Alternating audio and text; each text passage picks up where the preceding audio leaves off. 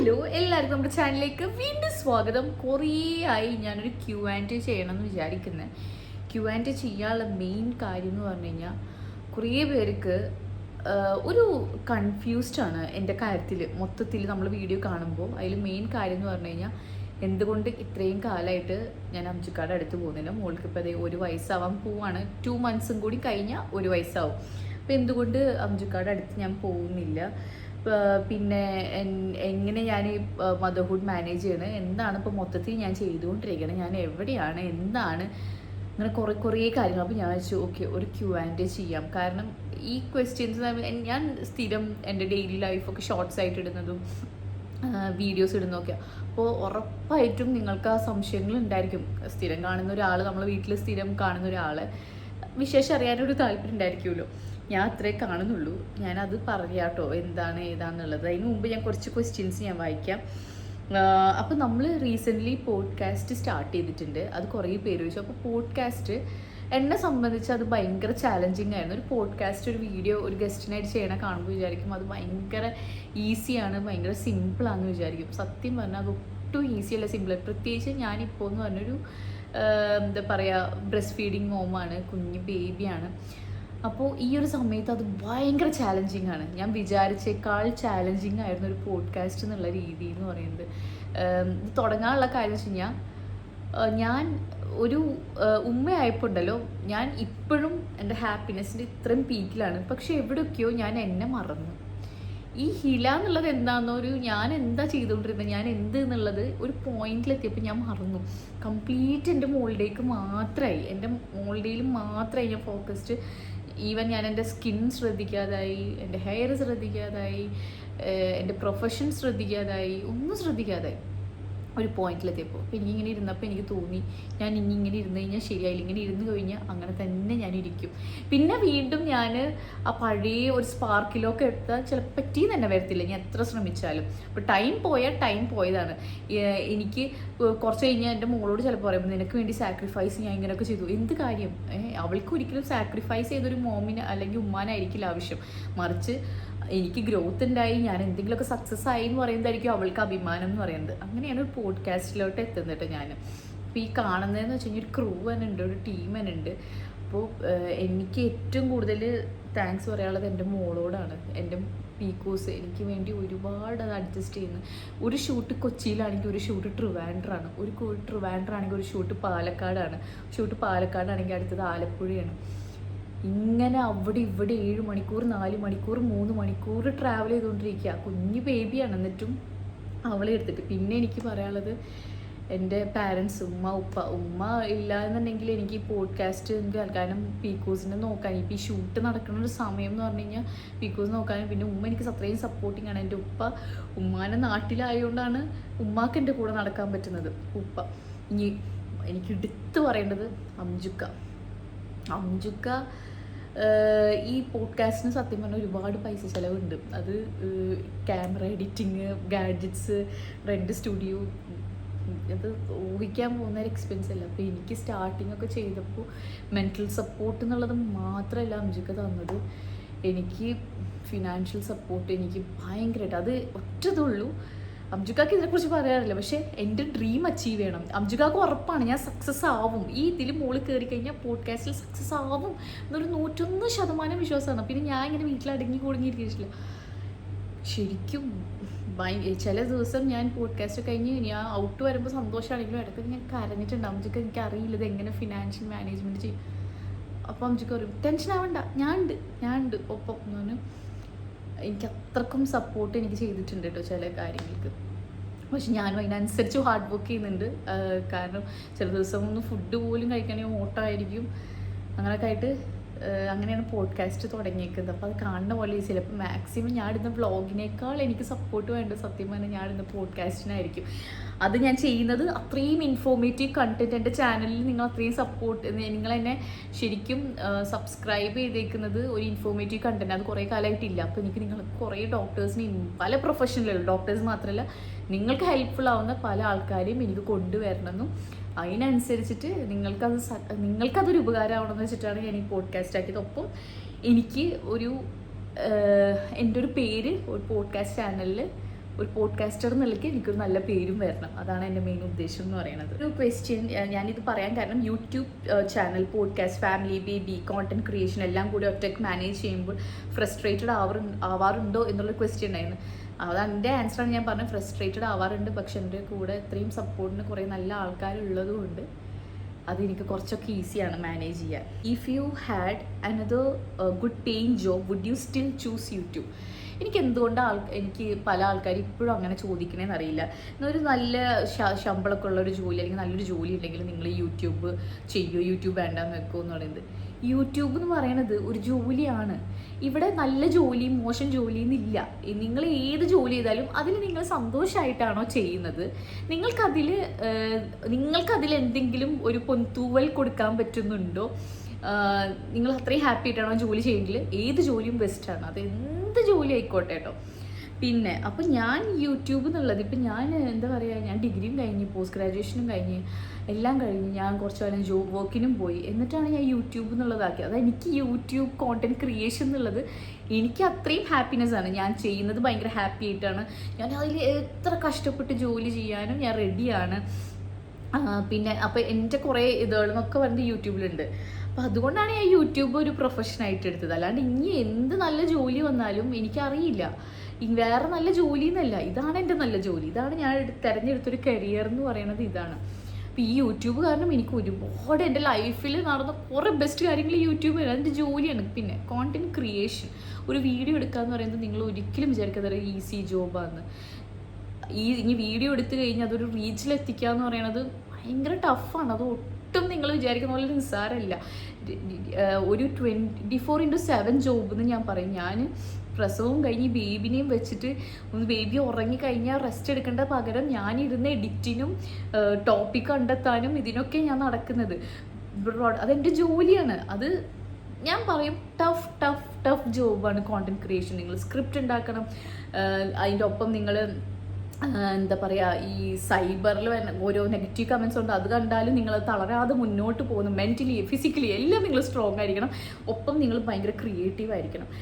ഒരു വീഡിയോ, ഒരു 1000 പേരെങ്കിലും 1000 പേര് ആ വീഡിയോ കാണണമെങ്കിൽ നിങ്ങൾ എന്തെങ്കിലും ക്രിയേറ്റീവായിട്ട് നിങ്ങൾക്ക് എന്തെങ്കിലും അവർക്ക് കൊടുക്കാൻ പറ്റണം. അല്ലെങ്കിൽ എല്ലാവരും വീഡിയോസ് നമ്മൾ ഇരുന്ന് കാണില്ല. അത് സത്യം പറഞ്ഞാൽ അത് ഭയങ്കര ബുദ്ധിമുട്ടുള്ള ജോലിയാണ് കോണ്ടന്റ് ക്രിയേഷൻ. അത് ചെയ്യുമ്പോഴേ മനസ്സിലാവുള്ളൂ അതിൻ്റെ ഒരു കാര്യം കേട്ടോ. ഹസ്ബൻഡ് കൂടെ ഇല്ലാത്തത് കൊണ്ട് പാരൻറ്റിങ് ഡിഫിക്കൽട്ടായി തോന്നിയിട്ടുണ്ടോ ഇൻ എനി സർക്കംസ്റ്റൻസസ്? ഹസ്ബൻഡ് ഇല്ലാത്തതുകൊണ്ട് പാരൻറ്റിങ് ഡിഫിക്കൽട്ടാണെന്ന് എനിക്ക് തോന്നിയിട്ടില്ല. സത്യമായിട്ട് ഞാൻ പറയുന്നത്, എനിക്ക് ഒട്ടും ഡിഫിക്കൽട്ടായിട്ട് തോന്നിയിട്ടില്ല. അത് ഡിഫിക്കൽട്ടെല്ലാം തോന്നാൻ കാരണം ഇപ്പോൾ ഞാനത് വളരെ സന്തോഷമായിട്ടാണ് ചെയ്യുന്നത്. പിന്നെ എനിക്ക് സപ്പോർട്ടിന് എപ്പോഴും, ഞാൻ ഗർഭമായപ്പോൾ തൊട്ട് എൻ്റെ ഉമ്മ ഉണ്ടായിരുന്നു. പക്ഷേ വിഷമം അത് ഭയങ്കരമായിട്ടുണ്ട്. വിഷമം എന്ന് പറഞ്ഞു കഴിഞ്ഞാൽ അവളുടെ ഓരോ സ്റ്റേജ്, ഓരോ ഇതിൽ എന്നൊക്കെ പറഞ്ഞാൽ, അംജുക്ക എന്ന് പറഞ്ഞ ഒരാൾ, അവനിക്ക് ഒരു മിനിറ്റ് ഫ്രീ ഉണ്ടെന്ന് വിചാരിക്കും. ജോലി കഴിഞ്ഞ് വന്ന് ആ ജോലി കഴിഞ്ഞ മോമെൻറ്റിൽ അവൻ വിളിക്കും വീഡിയോ കോള്. ഒരു ദിവസം എത്ര വീഡിയോ കോൾ ചെയ്യുമെന്ന് വെച്ചാൽ എനിക്കറിയില്ല. കാരണം അംജുക്ക ജോലിയുള്ള സമയത്ത് മാത്രമായിരിക്കും വീഡിയോ കോൾസ് ചെയ്യാത്തത്. അല്ലാത്ത സമയത്തൊക്കെ പീക്കൂസിൻ്റെ ഇരുന്ന് കണ്ടുകൊണ്ടിരിക്കാം. അംജുക്കാക്ക് അവളെ കാണാത്ത പോലെ തോന്നില്ല, പീക്കൂസിനും അംജുക്കാനെ കാണാത്ത പോലെ തോന്നില്ല. കാരണം ഫുൾ ടൈം കണ്ടുകൊണ്ടിരിക്കുകയാണ്. എനിക്ക് ആകെ ഒരു സംഘം വെച്ചാൽ നേരിലില്ലല്ലോ. ചില സമയത്തൊക്കെ ഭയങ്കരമായിട്ട് തളർന്നൊക്കെ ഇരിക്കുമ്പോൾ തോന്നും അംജുക്ക ഉണ്ടെങ്കിൽ ഇപ്പോൾ ഒന്ന് കെട്ടിപ്പിടിക്കായിരുന്നു, അംജുക്ക ഉണ്ടെങ്കിൽ ഒന്ന് എന്തെങ്കിലും. അത് എന്താ എനിക്കറിയില്ല എന്താ പറയുന്നതെന്ന്. മൊത്തൊരു വല്ലാത്ത മിസ്സിങ് ആണ്. എനിക്ക് പാരൻറ്റിങ് ഡിഫിക്കൽട്ടായിട്ട് തോന്നിയിട്ടില്ലെങ്കിലും നമ്മൾ പറയില്ലേ, കണ്ണില്ലാതെ നമ്മളാണ് കണ്ണിൻ്റെ വില മനസ്സിലാവുക എന്ന് പറയത്തില്ലേ, എനിക്കതാണ്. അവൻ ഇത്രയും കാലം ലോങ് ഡിസ്റ്റൻസിലായപ്പോഴാണ് അംജു എന്നുള്ളൊരാൾ എന്താണെന്നും എൻ്റെ ലൈഫിൽ എത്രത്തോളം അവൻ എനിക്ക് ഇമ്പോർട്ടൻ്റ് ആണെന്നുള്ളതും, ഈ ലോകത്ത് ആര് പോയി കഴിഞ്ഞാലും അവൻ എനിക്കുണ്ടായിരിക്കും എന്ന് പറയുന്നത്. ഞാൻ പറയുന്നത് എൻ്റെ ഫാമിലി മാറ്റി നിർത്തിയേക്കട്ടോ, എൻ്റെ ഫാമിലി അംജുക്കാരുടെ ഫാമിലി മാറ്റി നിർത്തിയേക്ക്. ഫാമിലീസ് എപ്പോഴും നമ്മളൊപ്പം ഉണ്ടായിരുന്നു. അതല്ലാതെ ഒരു പാർട്ട്ണർ എന്നുള്ള നിലക്കാണ് ഞാൻ പറയുന്നത്. ആരില്ലെങ്കിലും അവൻ എനിക്കുണ്ടായിരിക്കും, അവൻ മതി എന്നുള്ളൊരു സാധനം.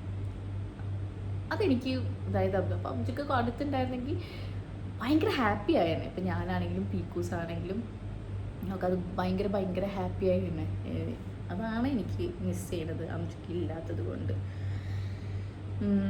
പീക്കൂസിൻ്റെ യൂസ് ചെയ്യുന്ന സ്കിൻ കെയർ ബ്രാൻഡ്, പീക്കൂസ് ജനിച്ച അന്ന് തൊട്ടിട്ട് ഈ ദിവസം വരെ സെബാമെഡ് എന്നാണ് നമ്മളെല്ലാവരും പറയുക, പക്ഷേ ശരിക്കുള്ള പ്രൊനൗൺസിയേഷൻ, കാരണം അതിൻ്റെ ഒരു പ്രൊമോഷൻ കൊളാബ് ഞാൻ ചെയ്തിട്ടുണ്ടായിരുന്നു പീക്കൂസിന്. അപ്പോഴാണ് എനിക്ക് മനസ്സിലായത് പ്രൊനൗൺസിയേഷൻ സീബാമെഡ് എന്നാണ്. പക്ഷേ പീക്കൂസ് ജനിച്ച അന്ന് തൊട്ടിട്ട് ഈ ദിവസം വരെ യൂസ് ചെയ്തേക്കുന്ന പ്രോഡക്റ്റ്സ് സീബാമെഡാണ്. എനിക്ക് ഭയങ്കര ധൈര്യമായിട്ട് യൂസ് ചെയ്യാൻ പറ്റുന്നതും സീബാമെഡിൻ്റെ പ്രോഡക്റ്റ്സ് ആണ്. അതിപ്പോൾ ഞാൻ ബേബി ആയിരിക്കുമ്പോൾ തൊട്ട് എൻ്റെ ഉമ്മ എനിക്ക് യൂസ് ചെയ്യുന്നത് സീബാമെഡാണ് കേട്ടോ. How did you maintain your body weight after delivery? Please share your weight loss journey. എൻ്റെ ഇപ്പോഴത്തെ വെയ്റ്റ് എന്ന് പറയുന്നത് 52. ഞാൻ കല്യാണം കഴിയണ സമയത്തുള്ള വെയ്റ്റാണ്. ഇപ്പോഴത്തെ എൻ്റെ വെയ്റ്റ് 52 കിലോ ആണ് ഇപ്പോൾ എനിക്കെന്ന് പറയണത്. ഞാൻ ആകെ 3 ദിവസമാണ് ഞാൻ വർക്കൗട്ടിന് പോകാൻ പറ്റിയത്, ജിമ്മിന് പോകാൻ പറ്റിയത്. പിന്നെ എനിക്ക് പോകാൻ പറ്റിയില്ല പല റീസൺ കൊണ്ട്. പക്ഷേ ഇപ്പോൾ ഈ വെയിറ്റ് ലോസ് എന്ന് പറഞ്ഞാൽ ഞാനൊന്നും ചെയ്തിട്ടല്ല. ഞാൻ ഫുഡ് ഡയറ്റ് ചെയ്യുന്നില്ല, എക്സസൈസ് ചെയ്യുന്നില്ല, ഒന്നും ചെയ്യുന്നില്ല.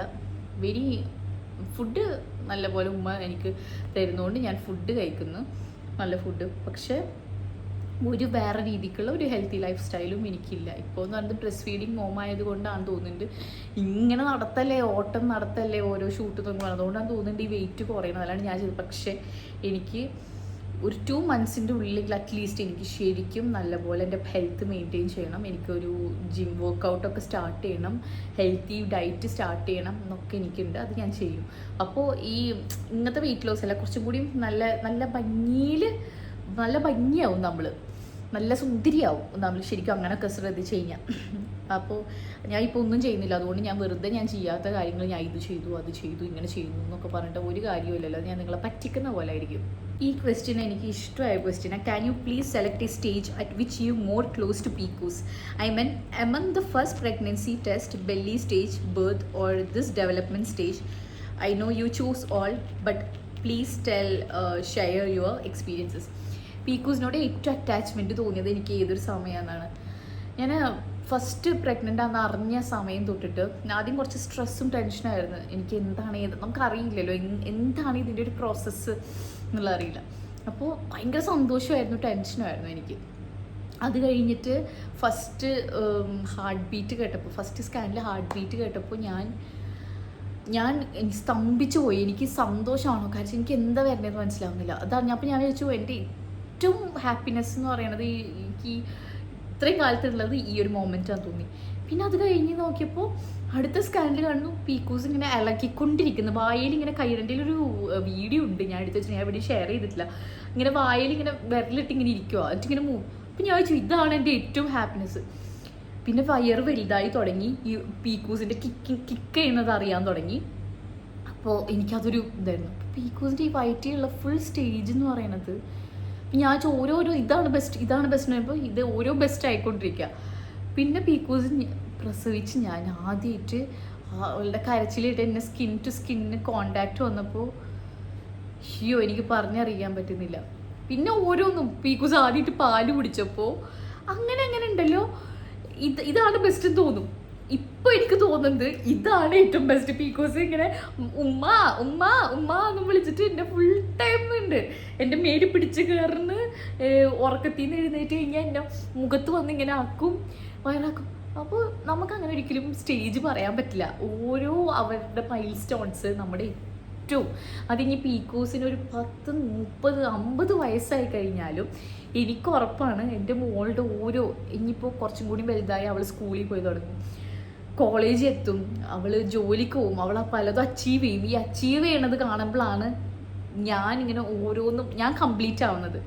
അപ്പം ഞാനിപ്പോൾ ചെയ്തുകൊണ്ടിരിക്കുന്നത് അവൾക്ക് സ്വപ്നം കാണാൻ പഠിപ്പിക്കുക എന്നുള്ളത്. അപ്പോൾ അവളുടെ ഉമ്മ ആദ്യം സ്വപ്നം കണ്ട് എന്തെങ്കിലുമൊക്കെ ചെയ്താൽ മാത്രമേ അവൾക്ക് ആ ഒരു സാധനം കിട്ടുള്ളൂ, സ്വപ്നം കാണാൻ പറ്റുള്ളൂ. അതിനുള്ള ശ്രമത്തിലാണ് ഇപ്പം ഞാനും അംജുക്ക്.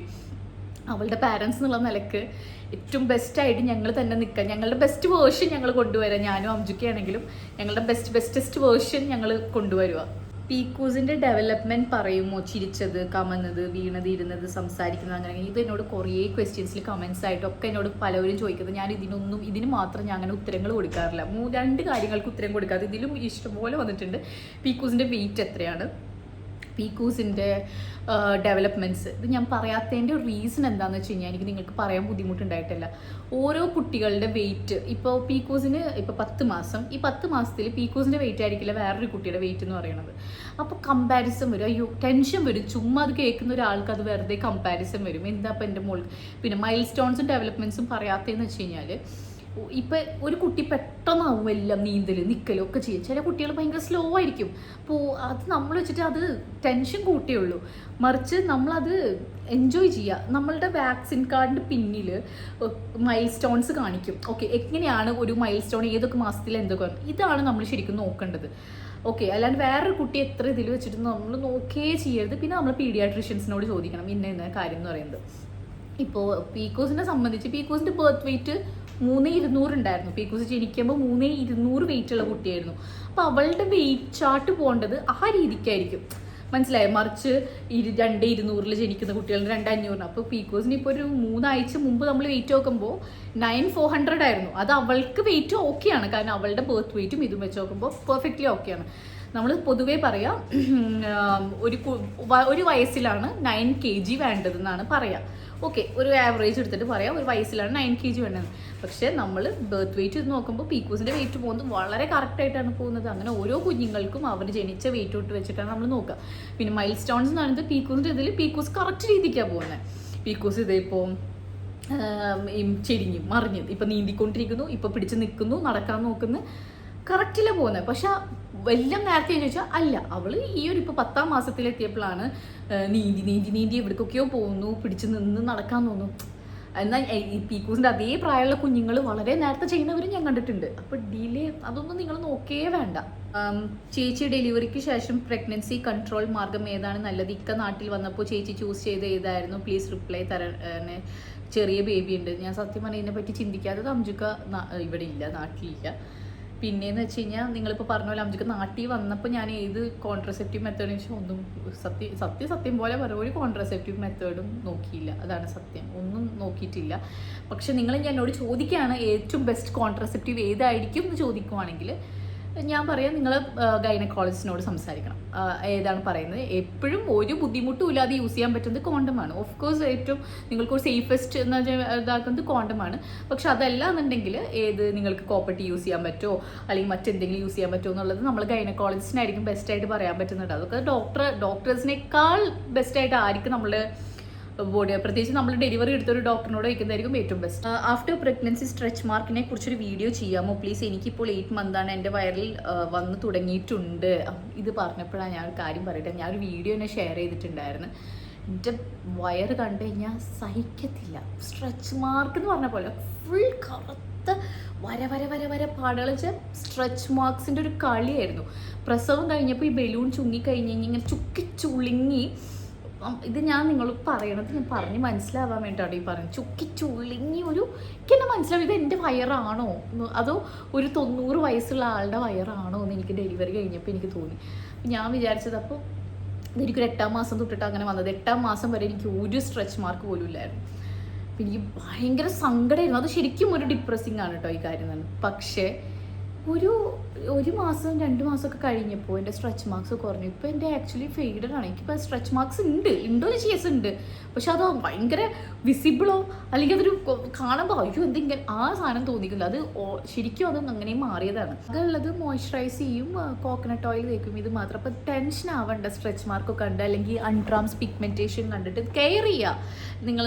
ഞാൻ തന്നെ ഇപ്പോൾ എൻ്റെ യൂട്യൂബ് ഷോർട്സിലൊക്കെ ഞാൻ യൂസ് ചെയ്യുന്ന പ്രോഡക്ട്സ് ഇതൊക്കെ ഞാൻ കാണിക്കുന്നുണ്ട്. അതൊന്നും മാത്രമല്ല കൂടിയ സാധനങ്ങളോ അല്ലെങ്കിൽ ഭയങ്കര കുറേ സെയിം സാധനങ്ങൾ തന്നെ യൂസ് ചെയ്യുന്നത്. അപ്പോൾ അത് കണ്ടാൽ തന്നെ മനസ്സിലാവും. അല്ലാണ്ട് ഞാൻ അത് ആലോചിച്ച് നിങ്ങൾ ടെൻഷൻ ആവേ വേണ്ട. പിന്നെ യൂട്യൂബ് ഇൻകം കൊണ്ട് ഏറ്റവും സന്തോഷമായിട്ട് ചെയ്ത കാര്യങ്ങൾ എന്ത്? യൂട്യൂബ് ഇൻകം കൊണ്ട് എത്രത്തോളം ഞാൻ യൂട്യൂബ് ഇൻകം എന്ന് പറയുന്നതിനേക്കാളും യൂസ് ചെയ്യുന്നത് എൻ്റെ സാലറി. കാരണം ഞാൻ ചെയ്യുന്ന കോണ്ടന്റ് ക്രിയേഷൻ അല്ലെങ്കിൽ ഞാൻ ചെയ്യുന്ന സാധനങ്ങൾക്ക് നമുക്ക് കിട്ടുന്ന ഒരു പൈസയാണ് ഇതെന്ന് പറയുന്നത്. അപ്പോൾ ഞാൻ ഇതൊരു പക്ക എൻ്റെ ഒരു ഇഷ്ടപ്പെട്ട ജോലിയായിട്ട് ഞാൻ കാണുന്നത്.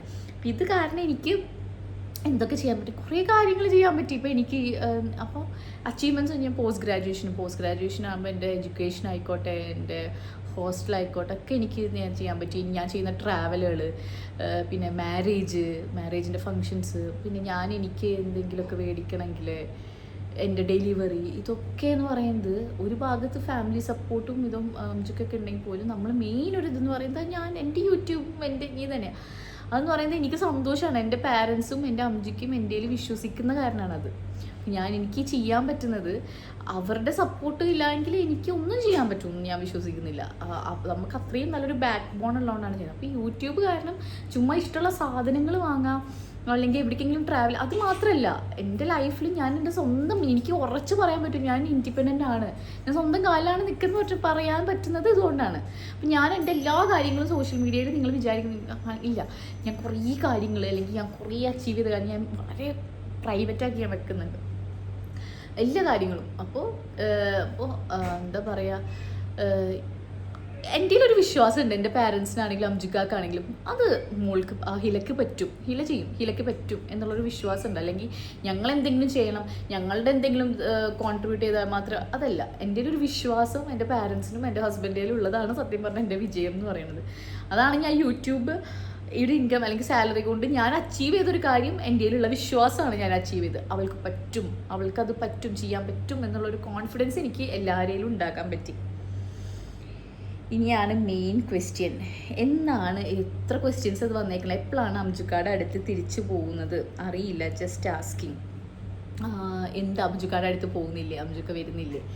ഇതിൻ്റെ പറയാമെന്ന് വെച്ച് കഴിഞ്ഞാൽ എനിക്ക് ഇപ്പോഴും അംജുക്കാട് കൂടെ ഉണ്ടാവണം എന്നാണ് എനിക്ക് ആഗ്രഹം. എപ്പോഴും 24/7 അംജുക്ക എൻ്റെ കൂടെ വേണം. പീക്കു ആയതിനു ശേഷം കുറേ കാര്യങ്ങൾ ഞാനും ആണെങ്കിലും അംജു ആണെങ്കിലും പ്രാക്ടിക്കലായിട്ട് കുറേ കാര്യങ്ങൾ ഞങ്ങൾ ചിന്തിച്ച്.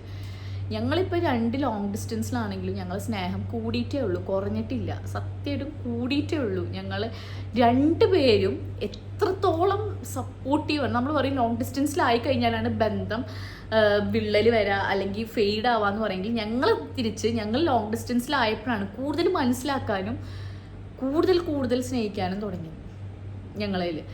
അപ്പോൾ ഞങ്ങൾ എടുത്തൊരു തീരുമാനം എന്ന് പറയണത് UK അല്ല. എൻ്റെ ഒരു ഇത് വെച്ചപ്പോൾ ഞാൻ 2 years UK-ലായിരുന്നു അംജുക്കാട് കൂടെ. അവിടെ നോക്കുമ്പോൾ എൻ്റെ കരിയർ ഉണ്ടല്ലോ 0 ആയിരുന്നു. ശരിക്കും പറയുകയാണെങ്കിൽ എൻ്റെ ജോലി, എൻ്റെ പ്രൊഫഷൻ ഇരിക്കുന്നത് നാട്ടിലാണ്. ഞാൻ കഷ്ടപ്പെട്ടുണ്ടാക്കിയ നാട്ടിലാണ്. അപ്പം ഞാൻ എന്നുള്ളൊരു കരിയർ നോക്കുമ്പോൾ 0യാണ്. എൻ്റെ ഒരു സന്തോഷം എന്ന് പറയണതും ഹാപ്പി ഫാമിലി ലൈഫ് പോലെ തന്നെ ഇമ്പോർട്ടൻ്റ് ആണ് എൻ്റെ ഒരു ഐഡൻറ്റിറ്റി എന്ന് പറയണത്. അപ്പോൾ എനിക്കപ്പോൾ അംജുക്ക പറയും, മോൾക്ക് എവിടെയാണോ മോളുടെ കരിയറിലും ഹാപ്പി ആവുന്ന അവിടെ നിൽക്ക്, എൻ്റെ മാത്രം നോക്കരുത്. അല്ലെങ്കിൽ എന്താ വെറും ഒരു പാർട്ട്ണർ അല്ലെങ്കിൽ ഒരു അമ്മ എന്നുള്ള രീതിക്ക് ഒതുങ്ങിപ്പോവും എന്ന് പറഞ്ഞുകൊണ്ട് ഞാൻ ഓക്കെ എന്ന് പറഞ്ഞാൽ അങ്ങനെയാണ് ഞാൻ സത്യം പറഞ്ഞാൽ ഇവിടെ ഞാൻ ശരിക്കും നിങ്ങൾ മുമ്പത്തെ ഒക്കെ എൻ്റെ ഇതിനേക്കാൾ മുന്നേ ഇതിനേക്കാൾ ആക്റ്റീവാണ് ഇപ്പോൾ ഞാൻ. ഇപ്പോൾ എന്താ പറയുക, ഞാൻ അംജുക്കാട് അടുത്തേക്ക് ഇപ്പോൾ പോകുന്നില്ലെന്ന് ചോദിച്ചാൽ ഇല്ല, പെർമനൻ്റ് ആയിട്ട് ഞാൻ നിൽക്കാൻ, ഞാൻ UK അംജുക്കാട് അടുത്ത് പോകുന്നില്ല. അതിൻ്റെ അടുത്ത് ഞാൻ തീരെ പോകുന്നില്ല എന്നല്ല, ഞാൻ വിസിറ്റിംഗ് എടുത്തിട്ടെങ്കിലും ഞാൻ ഈ ഇടയ്ക്ക് UK പോവും. എനിക്ക് ഉറപ്പാണ് അംജുക്ക ഇപ്പോൾ എനിക്കൊരാവശ്യം ഇപ്പോൾ ഇവിടെ അംജുക്ക വേഗം വരണം എന്ന് പറഞ്ഞു കഴിഞ്ഞാൽ അംജുക്ക എങ്ങനെയെങ്കിലും വരും എന്നുള്ളതും എനിക്കറിയാം. കാലാകാലം ഞങ്ങൾ ലോങ് ഡിസ്റ്റൻസിലാവും എന്നല്ല കേട്ടോ അതിൻ്റെ അർത്ഥം എന്ന് പറയുന്നത്.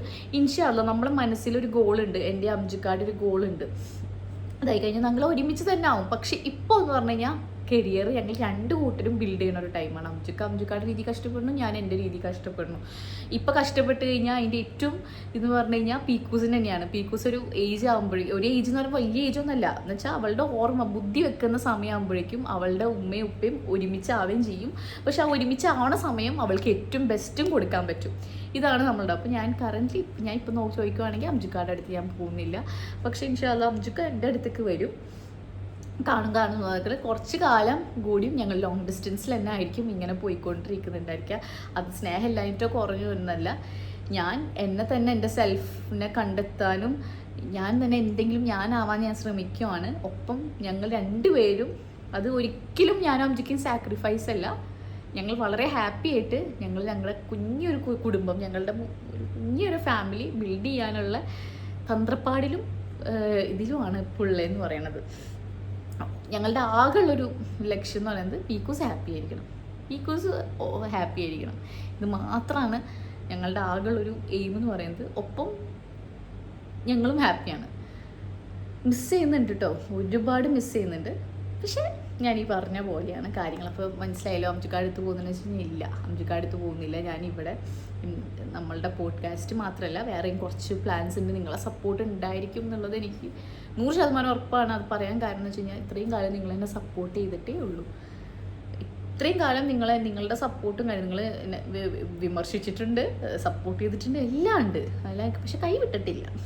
അതാണ് ഒരു വീട്ടിലെ കുട്ടീനെ പോലെ തന്നെ നിങ്ങൾ എന്നെ ചേർത്ത് പിടിക്കാറുണ്ട്. ഇപ്പം എന്നേക്കാൾ കൂടുതൽ പീക്കൂസിനെ ഒരു വിശ്വാസം എനിക്കുണ്ട്. ഈ പേര് പറയുന്നത് ഞാൻ കണ്ടിട്ടുണ്ട്. ഇതൊക്കെ എന്ത് ലൈഫ്, ഇൻഫ്ലുവൻസേഴ്സിനൊക്കെ എന്ത് കുടുംബം, എന്തൊക്കെ ലൈഫ്, എന്തൊരിത് എന്ന് പറയുന്നത്. നിങ്ങൾ ഇൻഫ്ലുവൻസേഴ്സിനെ കാണുമ്പോൾ നിങ്ങൾക്കറിയാം അവരുടെ ലൈഫ് എന്തെന്നുള്ളത് നിങ്ങൾ കാണുന്നതുകൊണ്ടാണ് അങ്ങനെ പറയുന്നത്. പക്ഷേ ഇനി ഒരു കോണ്ടന്റ് ക്രിയേഷനിലാണ്ട് ഇപ്പം നമ്മളുടെ കുടുംബത്തിൽ തന്നെ നോക്കിക്കഴിഞ്ഞാൽ പല ആൾക്കാരുടെ കുടുംബം നന്നായി പോകുന്നു, മോശമായി പോകുന്നു. അവിടെ ഒരു ഇൻഫ്ലുവൻസർ കാറ്റഗറി വെക്കരുത്, അല്ലെങ്കിൽ യൂട്യൂബർ കാറ്റഗറി വെക്കരുത്. ആരുടെ കുടുംബത്തിൽ വേണമെങ്കിലും എന്ത് വേണമെങ്കിലും എപ്പോൾ വേണമെങ്കിലും സംഭവിക്കാം. അല്ലാണ്ട് ഇതൊരു കോണ്ടന്റ് ക്രിയേഷൻ കാരണമല്ല വന്നേക്കും. വ്യക്തികൾ കാരണം അല്ലെങ്കിൽ ആ വ്യക്തികളുടെ പ്രശ്നങ്ങൾ കൊണ്ടാണ് എന്തെങ്കിലുമൊക്കെ സംഭവിക്കുന്നതും കാര്യങ്ങളും. അല്ലാണ്ട് ഒരു കോണ്ടന്റ് ക്രിയേഷൻ അത് നിങ്ങൾ എപ്പോഴും വിചാരിക്കണം നിങ്ങൾ എങ്ങനെയാണ് ഒരു ഹാപ്പി ആയിട്ട് ഒരു ലൈഫ് മുന്നോട്ട് കൊണ്ടുപോകണം എന്ന് ആഗ്രഹിക്കുന്നത് അതുപോലെ തന്നെ മനുഷ്യനാണ് നമ്മളും. നമുക്കും അതേ ആഗ്രഹം തന്നെയാണ് ഉള്ളത്. നല്ലപോലെ ജീവിക്കണം, നല്ലപോലെ ഇതാക്കണം, എല്ലാം ആക്കണം. നമ്മളുടെയും ഫസ്റ്റ് പ്രയോറിറ്റീസൊക്കെ നമ്മുടെ ഫാമിലീസൊക്കെ തന്നെ ആയിരിക്കും എൻ്റെയും. അപ്പോൾ നിങ്ങളിപ്പോൾ എന്തായാലും ഭർത്താവ് അവിടെ ഇവിടെ എന്ത് സെൽഫിഷാണ്, പൈസ ഉണ്ടാക്കാൻ വേണ്ടിയല്ലേ എന്ന് ഞാൻ പറയുവാണെങ്കിൽ പൈസക്ക് പൈസ തന്നെ വേണം, സ്നേഹത്തിന് സ്നേഹം തന്നെ വേണം. എല്ലാത്തിനും ഇത് എല്ലാം കൂടി ബാലൻസ് ചെയ്ത് പോകാൻ പറ്റുമ്പോഴാണ് അവിടെ ജീവിതമാവുന്നത്. അപ്പോൾ നാളെ നമുക്കൊരു അസുഖം വന്നു കഴിഞ്ഞ് കഴിഞ്ഞാൽ പൈസക്ക് പൈസ തന്നെ വേണം. ഒരു ഹോസ്പിറ്റലിൽ പോയി ട്രീറ്റ് ചെയ്യണമെങ്കിൽ അറ്റ് സെയിം ടൈം ഒപ്പം നമുക്ക് സ്നേഹിക്കുന്നവരും കൂടെ ഉണ്ടായിരിക്കണം. ഇത് രണ്ട് ഫാമിലിയുടെ സപ്പോർട്ടും കൂടി ഉണ്ട്. എൻ്റെ ഫാമിലി മാത്രമല്ല അബ്ജുക്കായുടെ ഫാമിലിയും ഭയങ്കര സൂപ്പർ സപ്പോർട്ടീവ് ആയതുകൊണ്ടാണ് എനിക്കും അബ്ജുക്കാക്കും ഞങ്ങളുടെ ലൈഫിൽ ഇഷ്ടമുള്ള ഡിസിഷൻസ് ഒക്കെ എടുക്കാൻ പറ്റുന്നത്. കാരണം ആരും നമ്മളെ ജഡ്ജ് ചെയ്യാനോ ചോദ്യം ചെയ്യാനോ നിങ്ങളെന്താ അത് വേണം ഇത് വേണം എന്ന് പറയാനോ ഒന്നുമില്ല. അപ്പോൾ അത്രയും സൂപ്പർ ഫാമിലി ഉള്ളത് കൊണ്ടാണ് ഇങ്ങനെ പറയുന്നത്. പിന്നെ സെക്കൻഡ് ബേബി പ്ലാനിങ് എന്ന് ചോദിക്കുന്ന എല്ലാവരോടും എനിക്ക് പറയാനുള്ളത്, ആദ്യം ഈ ഫസ്റ്റ് ബേബീനെ ഞാനൊന്ന് വളർത്തട്ടെ, കാര്യങ്ങളാക്കട്ടെ. എപ്പോഴാണോ സെക്കൻഡ് ബേബി എന്ന് തോന്നുന്നത്, ഇപ്പം എന്തായാലും തോന്നുന്നില്ല. ഇപ്പം എനിക്ക് എനിക്ക് അബ്ജുക്കാക്കും പീക്കൂസിലേക്കും മാത്രമാണ് ചിന്ത എന്ന് പറയുന്നത്. നമുക്ക് എപ്പോഴെങ്കിലും അങ്ങനെ ഒരു ചിന്ത വരുവാണ് അല്ലെങ്കിൽ തോന്നുവാണെങ്കിൽ മാത്രമേ അതിനെക്കുറിച്ച് ചിന്തിക്കുന്നേ ഉള്ളൂ. അപ്പം ഇത്രയുള്ള വിശേഷം എന്ന് പറയുന്നത് ടാറ്റാ ബൈ ബൈ.